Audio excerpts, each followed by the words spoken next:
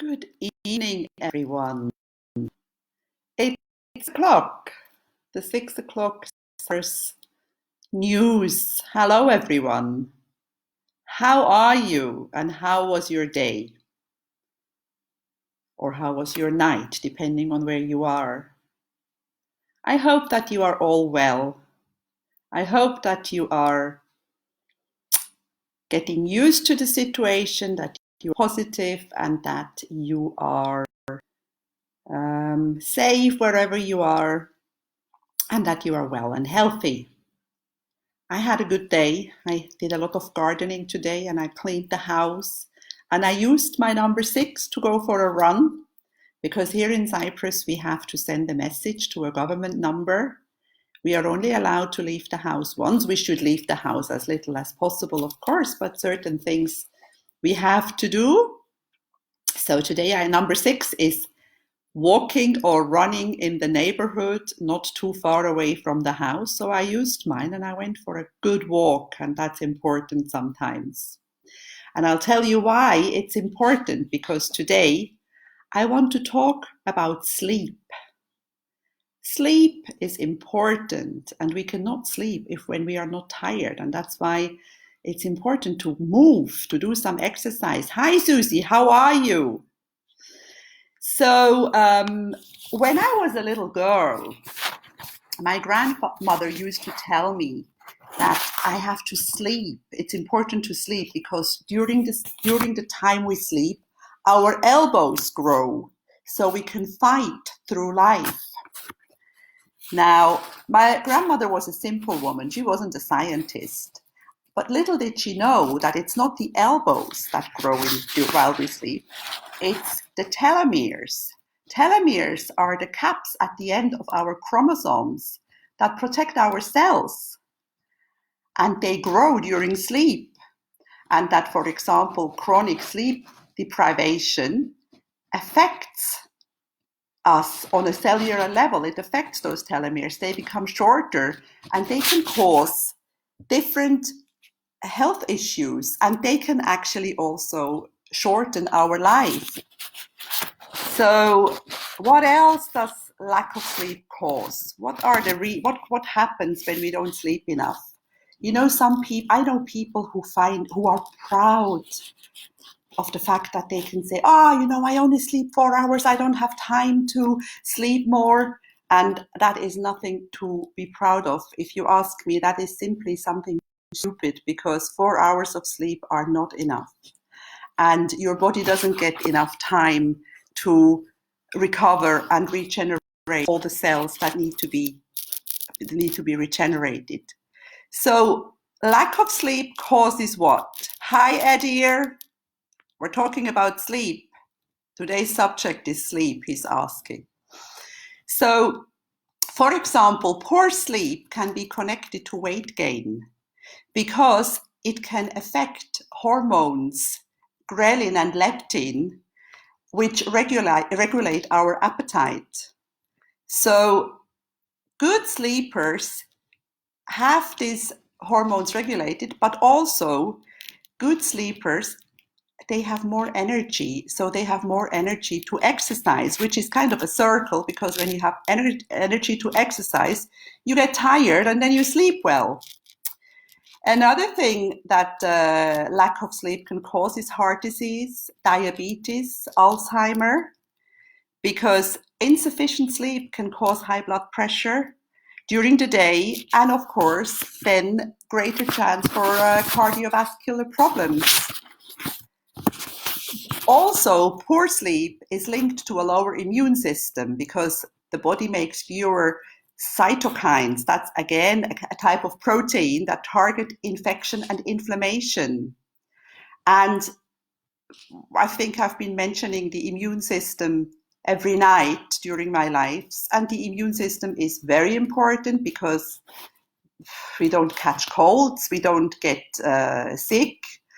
And of course, during this time, this virus, it's even more important, but it's always important to look after our immune system. Lack of sleep makes us more irritable and anxious, and that causes stress. And you know what happens when we are stressed? Stress is the biggest enemy of our immune system. Then another thing that lack of sleep does is it's a cause for depression.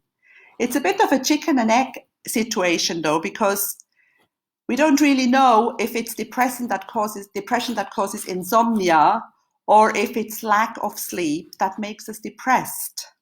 Whatever it is though, when we don't get enough sleep, we don't feel like meeting up with friends or socializing, and we don't exercise, which are both important for maintaining a good mental health. So a good night's sleep is just as important as healthy nutrition and daily exercise. Because getting enough sleep helps us protect our physical and our mental health.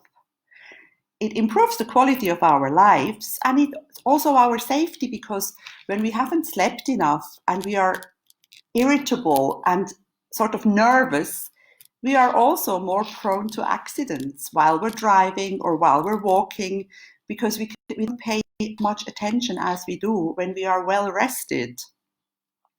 And when we sleep enough, we are in a better mood.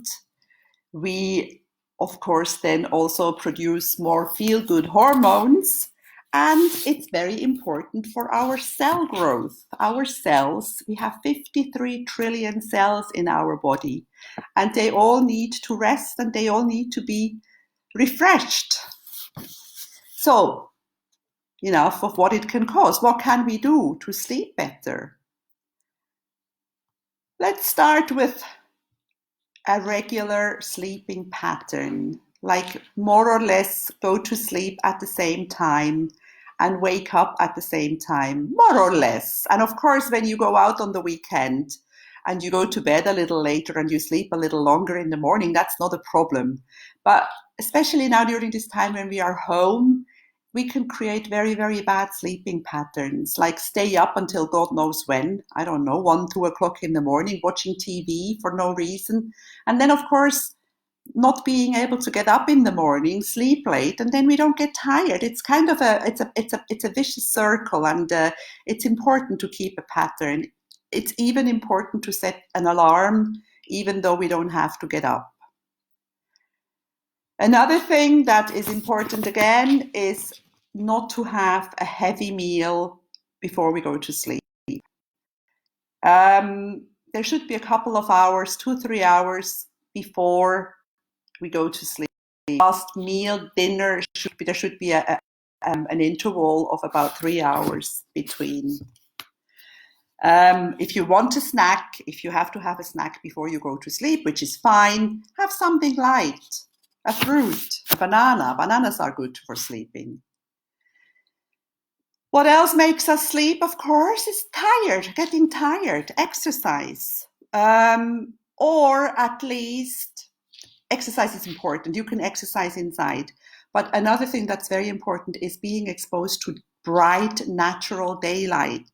Outdoors, if possible. If you live in an apartment and you cannot go out at the moment, at least sit by the window, get sunlight on you. And because getting sunlight keeps our body clock in a natural sort of wake and sleep cycle. Because when we are in a dark room all night, our body doesn't know anymore whether it's day or night. So it's important to be exposed to natural sunlight. Don't nap too long. You know, it's nice to have a little nap after lunch, for example, a power nap, 15, 20 minutes, half an hour. But when you actually go to sleep for 2-3 hours, no wonder you won't be able to fall asleep in the evening. I remember when my kids were babies, I read somewhere that between 2 sleep cycles, there have to be at least 4 to 5 hours.